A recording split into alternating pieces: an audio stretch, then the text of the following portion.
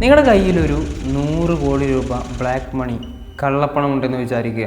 പോലീസിൻ്റെയും income ടാക്സിൻ്റെയും ഒന്നും കണ്ണിൽപ്പെടാതെ പിടികൊടുക്കാതെ ഈ മുഴുവൻ പണവും നിങ്ങൾക്ക് ലോകത്തിൻ്റെ മുന്നിൽ നിന്ന് ഒളിപ്പിച്ചു വെക്കാൻ പറ്റുമോ? എന്നാൽ ലോകത്തിലെ ഏറ്റവും വലിയ രാഷ്ട്രീയക്കാരും സിനിമാ താരങ്ങളും സ്പോർട്സ് താരങ്ങളുമെല്ലാം വർഷങ്ങളോളമായിട്ട് ഇതായിരുന്നു ചെയ്തിരുന്നത്. 2016 ലോകത്തെ മുഴുവൻ ഞെട്ടിച്ചുകൊണ്ട് പുറത്തു വന്ന പനാമ പേപ്പേഴ്സ് ലോകം കണ്ടതിൽ വെച്ച് ഏറ്റവും വലിയ ഡാറ്റ ബ്രീച്ച്. 140-ലധികം പ്രശസ്തരായ രാഷ്ട്രീയ നേതാക്കന്മാർ, 12 രാഷ്ട്രത്തലവന്മാർ, 2 ലക്ഷത്തിലധികം വ്യാജ കമ്പനികൾ.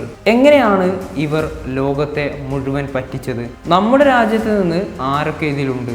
നമുക്ക് വിശദമായി തന്നെ നോക്കാം. Welcome back to new video. Central അമേരിക്കയിലെ ഒരു ചെറിയ രാജ്യമാണ് Panama.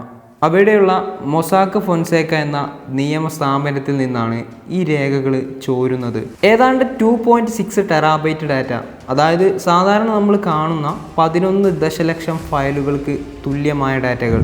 German പത്രമായ south German news പേപ്പറിലേക്ക് ഊരും പേരും ഇല്ലാത്ത ഒരു അജ്ഞാതനാണ് ഈ ഡാറ്റകളെല്ലാം അയച്ചു കൊടുക്കുന്നത്. പക്ഷെ ലോകമെമ്പാടുമുള്ള 400-ലധികം വരുന്ന പത്രപ്രവർത്തകർ ഈ ഡാറ്റയെ ഒരു വർഷത്തോളം വളരെ സീക്രട്ടായി പരിശോധിച്ചു.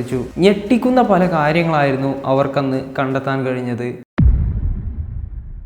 ഷെൽ കമ്പനീസ്, വെറും പേരിന് മാത്രം നിലനിൽക്കുന്ന, ഓഫീസോ തൊഴിലാളികളോ ഇല്ലാത്ത, പേപ്പറിൽ മാത്രം കാണുന്ന കടലാസ് കമ്പനികൾ. ഇത്തരത്തിലുള്ള ഒരുപാട് കമ്പനികൾ പനാമയിലുണ്ടായിരുന്നു. പനാമ പോലെയുള്ള രാജ്യങ്ങളെ ടാക്സ് ഹേവൻ എന്നാണ് വിളിക്കുന്നത്. കാരണം അവിടെ ആരും നിങ്ങളോട് നിങ്ങളുടെ കയ്യിലോ ബാങ്കിലോ ഉള്ള പണത്തിന്റെ സോഴ്സ് ചോദിക്കില്ല. ടാക്സും വളരെ കുറവ്. ഫോർ എക്സാമ്പിൾ, നിങ്ങളുടെ കയ്യിലൊരു 100 കോടി കള്ളപ്പണം ഉണ്ടെന്ന് വിചാരിക്കുക. നിങ്ങൾ പനാമയിലൊരു ഷെൽ കമ്പനി തുടങ്ങുന്നു. എന്നിട്ട് ഈ 100 കോടി രൂപ നിങ്ങൾ ആ കമ്പനിയുടെ പ്രോഫിറ്റായിട്ട് കണക്കുകളിൽ കാണിക്കും. ലീഗലി നോക്കുന്ന സമയത്ത് ആ പണം മുഴുവൻ ആ കമ്പനിയുടെ പ്രോഫിറ്റ് ആയിരിക്കും. എന്നാൽ അതിൻ്റെ മുഴുവൻ ഓണർഷിപ്പും നിങ്ങൾ മാത്രമായിരിക്കും. ലോകത്ത് എവിടെ ഇരുന്നിട്ടും നിങ്ങൾക്ക് ആ ക്യാഷ് യൂസ് ചെയ്യാൻ പറ്റും. സിമ്പിളായിട്ട് ബ്ലാക്ക് മണി വൈറ്റ് ആക്കുന്ന പ്രോസസ്സ്. ഈ ഒരു പരിപാടിയായിരുന്നു ഇനി പറയാൻ പോകുന്ന പല വമ്പന്മാരും ചെയ്തിരുന്നത്. ഈ ലിസ്റ്റിൽ ഉൾപ്പെടുന്ന ചില പ്രമുഖരുടെ പേരുകൾ നമുക്ക് നോക്കാം. റഷ്യൻ പ്രസിഡന്റായ വ്ളാഡിമിർ പുടിൻ, അദ്ദേഹത്തിൻ്റെ ഏറ്റവും അടുത്ത സുഹൃത്തുക്കൾ വഴി $2 ബില്യൺ, അതായത് ഏകദേശം 16,000 കോടി ഇന്ത്യൻ മണി ഈ രീതിയിൽ വെളുപ്പിച്ചെടുത്തിരുന്നതായി കണ്ടെത്തി. പാകിസ്ഥാൻ മുൻ പ്രധാനമന്ത്രി നവാസ് ഷെരീഫിൻ്റെ മക്കൾ ലണ്ടനിൽ വാങ്ങിയ ലക്ഷറി ഫ്ലാറ്റുകളുടെ പണം ഇതിലൂടെ വെളുപ്പിച്ചതായിരുന്നു. ഇത് പുറത്തു വന്നതോടെയാണ് അദ്ദേഹത്തിന് മന്ത്രിസ്ഥാനം ഒഴിയേണ്ടി വന്നതും ഒടുവിൽ അയാൾ ജയിലിലാവുകയും ചെയ്തത്.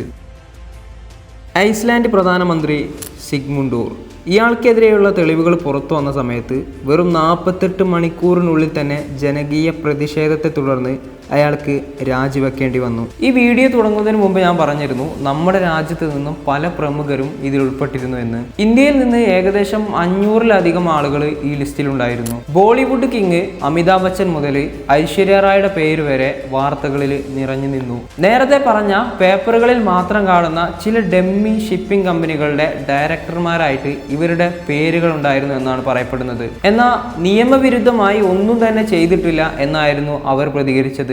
ഇവർ മാത്രമല്ല, DLFന്റെ ഉടമയായ കുശാൽ പാൽ സിംഗ് അടക്കമുള്ള പല പ്രമുഖ വ്യവസായികളുടെ പേരും ഈ കൂട്ടത്തിലുണ്ടായിരുന്നു. കാര്യങ്ങൾ ഇങ്ങനെയൊക്കെ ആയപ്പോൾ ഇന്ത്യൻ ഗവൺമെന്റ് ഒരു സ്പെഷ്യൽ ഇൻവെസ്റ്റിഗേഷൻ ടീമിനെ തന്നെ ഇതിനു വേണ്ടി അപ്പോയിൻമെന്റ് ചെയ്യുകയും അതുവഴി കോടിക്കണക്കിന് രൂപയുടെ നികുതി വെട്ടിപ്പ് കണ്ടെത്തുകയും ചെയ്തു. ഇത് വലിയ വാർത്തയായി. ലോകമെമ്പാടുമുള്ള രാജ്യങ്ങൾ ഏതാണ്ട് $1.2 ബില്യൺ, അതായത് ഏകദേശം 10,000 കോടി രൂപയിലധികം ഇവരിൽ നിന്നെല്ലാമായിട്ട് ഫൈനായിട്ടും ടാക്സ് ആയിട്ടും തിരിച്ചു പിടിച്ചു. അങ്ങനെ മൊസാക്ക് ഫൊൻസേക്ക എന്ന കമ്പനി പൂട്ടിക്കെട്ടി. ലോകം കണ്ട ഏറ്റവും വലിയ സാമ്പത്തിക തട്ടിപ്പായിരുന്നു ഇത്. നമ്മളെപ്പോലെയുള്ള സാധാരണക്കാരെ കഷ്ടപ്പെട്ട് അധ്വാനിച്ചുണ്ടാക്കുന്ന പണത്തിന്റെ ടാക്സ് കൃത്യമായി അടക്കുമ്പോൾ പ്രശസ്തരായ പലരും എങ്ങനെയാണ് ഗവൺമെന്റുകൾ വെട്ടിച്ചുകൊണ്ട് അവരുടെ പണം പൂഴ്ത്തിവെക്കുന്നത് എന്നതിൻ്റെ ഏറ്റവും വലിയ തെളിവായിരുന്നു പനാമ പേപ്പേഴ്സ്. എന്നാൽ ഇത് അവസാനത്തെ കേസൊന്നും ആയിരുന്നില്ല. ഇതിനുശേഷം പാരസൈഡ് പേപ്പേഴ്സ്, പാണ്ടോറ പേപ്പേഴ്സ് എന്ന കേസുകളൊക്കെ വന്നിരുന്നു. പക്ഷെ അതൊന്നും പനാമ പേപ്പേഴ്സ് ഉണ്ടാക്കിയ അത്ര എഫക്റ്റ് ഉണ്ടാക്കിയില്ല എന്ന് മാത്രം. സോ നിങ്ങൾക്ക് എന്താണ് തോന്നുന്നത്? ഇത്തരത്തിൽ ഉഡായിപ്പ് കാണിക്കുന്ന ആളുകൾക്കെതിരെ സ്ട്രിക്റ്റ് ആക്ഷൻ തന്നെ എടുക്കണ്ടേ? നിങ്ങളുടെ അഭിപ്രായങ്ങൾ താഴെ കമൻറ്റ് ചെയ്യുക. എൻ്റെ ഈ വീഡിയോ നിങ്ങൾക്ക് ഇഷ്ടമായിട്ടുണ്ടെങ്കിൽ ലൈക്ക് ചെയ്യാനും ഷെയർ ചെയ്യാനും മറക്കരുത്. ഇതുപോലെ വളരെ ഇൻട്രസ്റ്റിംഗ് ആയ മറ്റൊരു വീഡിയോയിൽ കാണാം.